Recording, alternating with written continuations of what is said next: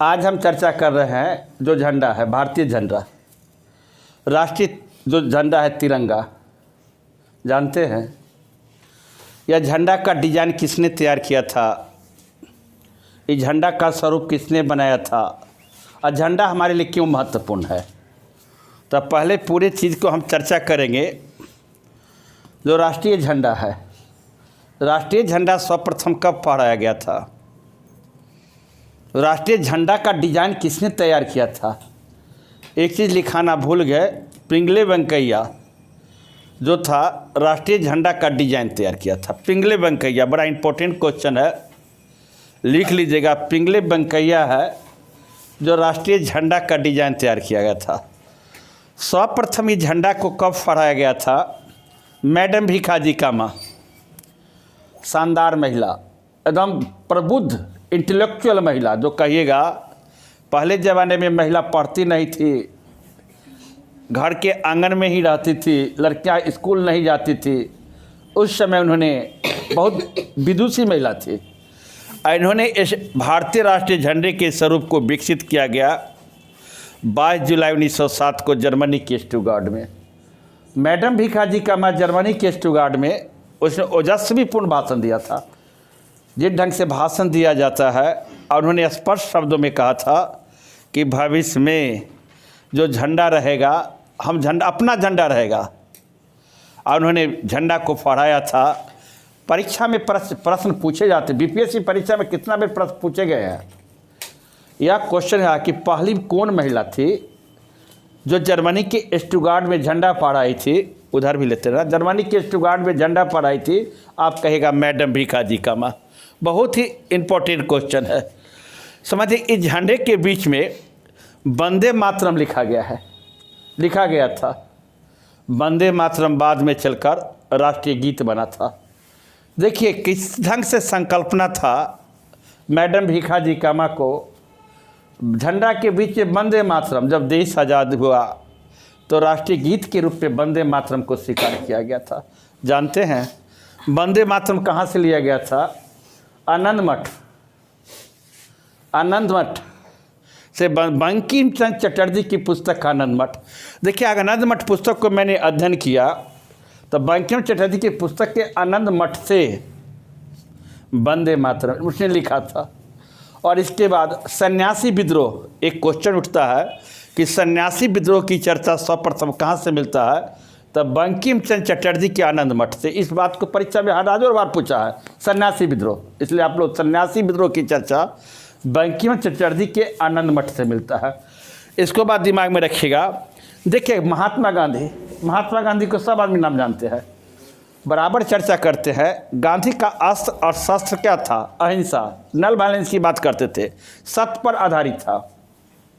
जीवन में गांधी कभी भी झूठ नहीं बोले और जीवन सदाचारी जीवन व्यतीत किए। उन्होंने क्या आदेश दिया था, उनके निर्देश पर 3 रंग वाले झंडे का पट्टी का प्रारूप तैयार किया था। आपसे परीक्षा में क्वेश्चन पूछे जा सकते हैं, 3 रंग वाली पट्टी का स्वरूप किसने तैयार किया, किसके निर्देश पर, तो गांधी के निर्देश पर। इसको इधर देते रहना, गांधी के निर्देश पर तैयार किया। आप जान लीजिए लाहौर अधिवेशन हुआ था, लाहौर अधिवेशन हुआ था 1929 में। और लाहौर अभी जिस समय हम लोग का भारत और पाकिस्तान साथ था तो अखंड भारत बोला जाता था। अफगानिस्तान भी भारत के साथ था, पाकिस्तान भी भारत के साथ था, बर्मा भी भारत के साथ था, और उसको बोला जाता था अखंड भारत। जिस समय भारत और पाकिस्तान को बंटवारा नहीं हुआ था तो कांग्रेस का अधिवेशन हुआ था, और कांग्रेस का अधिवेशन हुआ था लाहौर में। और लाहौर वर्तमान में अभी पाकिस्तान में है। और लाहौर किस नदी के तट पर है, ध्यान रखिएगा सब आदमी, रावी नदी के तट पर। और उस अधिवेशन की अध्यक्षता पंडित नेहरू ने किए थे। अब पंडित नेहरू ने पूर्ण स्वराज की मांग किया था। हम आधा राज्य से कम नहीं, हम आधा राज्य नहीं लेंगे। हम लोग ईस्ट इंडिया कंपनी के खिलाफ आंदोलन कर रहे थे, हम लोग प्रशासन था ईस्ट इंडिया कंपनी का, और उन्हें पूर्ण स्वराज की मांग की। अब पहली बार तिरंगा झंडा फहराया गया। बड़ा इंपॉर्टेंट क्वेश्चन, पहली बार तिरंगा झंडा फहराया गया। आपको लाहौर अधिवेशन रावी नदी के तट पर पंडित नेहरू दिला। आपसे परीक्षा में प्रश्न पूछे जाते हैं, पहली बार तिरंगा कहाँ कांग्रेस के किस अधिवेशन में पढ़ाया गया, तो आप बोलेगा लाहौर अधिवेशन। आपसे पूछेगा लाहौर अधिवेशन कब हुआ था, तो 1929। आपसे पूछेगा लाहौर किस नदी के तट पर है, तो आप बोलेगा रावी नदी के तट पर है। इस अधिवेशन की अध्यक्षता किसने किया था, तो पंडित नेहरू। देश आज़ाद हुआ। पाकिस्तान देश का बंटवारा हुआ, जानते हैं। जिस समय देश आज़ाद किए, पूरा देश आज़ादी का जश्न मना रहा था, उस दिन गांधी जी कलकत्ता में थे। अब पूरा काली कोठ अंधेरे में थे, अपना लाइट बंद था उनका, और बड़ा दुख व्यक्त कर रहे थे। उनका कथन था, अगर भारत का बंटवारा हुआ तो मेरे लाश पर होगा। दुनिया, पूरा भारत आज़ादी के जश्न में डूबा हुआ था, और गांधी कलकत्ता के अंधेरी कोठरी में पश्चाताप कर रहे थे कि पाकिस्तान हम लोग से अलग हो गया भारत।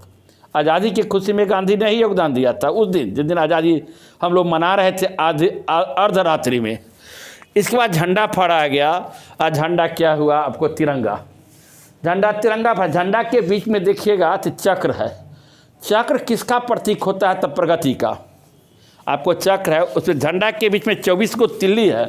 आपको समय है 24 घंटा का, तो समय का प्रतीक होता है। फिर आगे हम चर्चा करेंगे हम लोग का जो राष्ट्रीय गान है, राष्ट्रीय गान और राष्ट्रीय गीत। जब हम झंडा फहराते हैं तो राष्ट्रीय गान गाते हैं, जनगण मन अधिनायक जय है, भारत भाग्य विधाता, पंजाब सिंध गुजरात मराठा द्रविड़ उत्कल बंग। यह गीत को किसने लिखा था, तो रविंद्रनाथ टैगोर ने लिखा था। तो रविंद्रनाथ टैगोर ने गीत लिखा था, जानते हैं। जब दिल्ली दरबार का आयोजन हुआ था 1911 में, जॉर्ज पंचम और रानी मैरी आई थी, तो रविंद्रनाथ टैगोर ने स्वयं अपनी मुखार बिंदु से इन्होंने राष्ट्रीय गान को गाया था। जानते हैं, रविंद्रनाथ टैगोर 2 देश का राष्ट्रीय गान लिखे थे। एक देश का राष्ट्रीय गान है बांग्लादेश का, और एक कहाँ का है, भारत का। अंग्रेजी में रूपांतरण राष्ट्रीय गान को रविंद्रनाथ टैगोर ने किस रूप में किया था, ध्यान रखेगा, द मॉर्निंग सॉन्ग। कितना इसी ढंग से आप आगे बढ़िए। राष्ट्रीय गान को गाने में समय कितना लगता है। अब रेलवे की परीक्षा दिया, रेलवे की वैकेंसी आने वाली है, मैं आपको अनाउंस कर दूं, यूट्यूब पर भी इसको बनाऊंगा वीडियो। रेलवे की वैकेंसी, आपको जितने भी लड़के मेरे यूट्यूब देखेंगे, मेरा क्लास को देखेंगे, रेलवे की वैकेंसी फरवरी में आ जाएगी जी। तो फिर इस पर मैं विशेष रूप से चर्चा करूंगा, आप देख लीजिए। राष्ट्रीय गीत वंदे मातरम, राष्ट्रीय चिन्ह सारनाथ का सी स्तंभ, राष्ट्रीय चिन्ह सारनाथ का सी स्तंभ, राष्ट्रीय पंचांग शक संवत, राष्ट्रीय पशु बाघ, राष्ट्रीय पक्षी मोर, राष्ट्रीय फल आम, राष्ट्रीय वृक्ष बरगद, और राष्ट्रीय पुष्प कमल। इस टाइप के जो हम ऑब्जेक्टिव टाइप के क्वेश्चन आपको बताए हैं, आपको याद रखना निहायत आवश्यकता है। इस बार एक क्वेश्चन और पूछता है कि झंडा की लंबाई और चौड़ाई का अनुपात कितना है, तो 3:2। आपको हम राष्ट्रीय झंडा के विषय में चर्चा की और बताए। इसमें हम 2-3 प्रश्न आपसे पूछ सकते हैं। कराओ रे।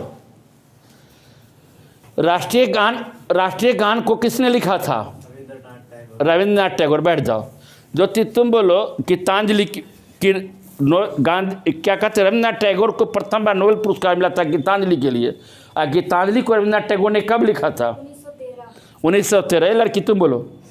गीतांजलि के लिए 1913 में रविंद्रनाथ टैगोर को नोबेल प्राइज। राष्ट्रीय गान की कौन है, वंदे मातरम नहीं, क्या कैसे तू पढ़ती हो। राष्ट्रीय गान है जनगण मन अधिनायक। दिमाग को स्थिर कराना चाहिए। इंजीनियर खड़ा हो। इंजीनियर तुम बोलो, राष्ट्रीय गीत कौन है, राष्ट्रीय गीत कौन है, वंदे मातरम। वंदे मातरम। आप खड़ा होइए, अब खड़ा होइए। राष्ट्रीय गान गाने में कितना समय लगता है, 52 सेकेंड। बैठ जाइए।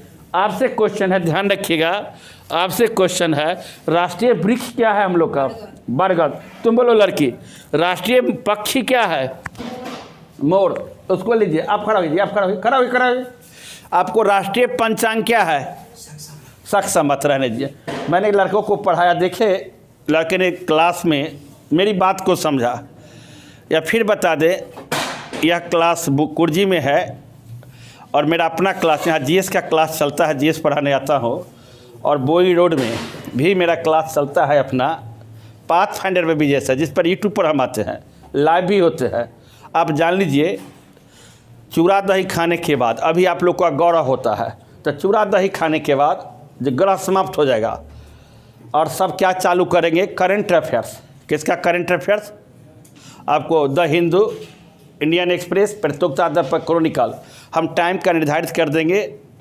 चूड़ा दही खाने के बाद, गंगा स्नान करने के बाद, मन के शुद्ध करने के बाद, नई जोश, नई उत्साह, नई उमंग के साथ हम करंट अफेयर्स फिर रात्रि में 8 बजे से डालेंगे। लाइव में रहेंगे, आप देखना न भूलें। डेट निर्धारित कर देंगे। जय हिंद, जय भारत।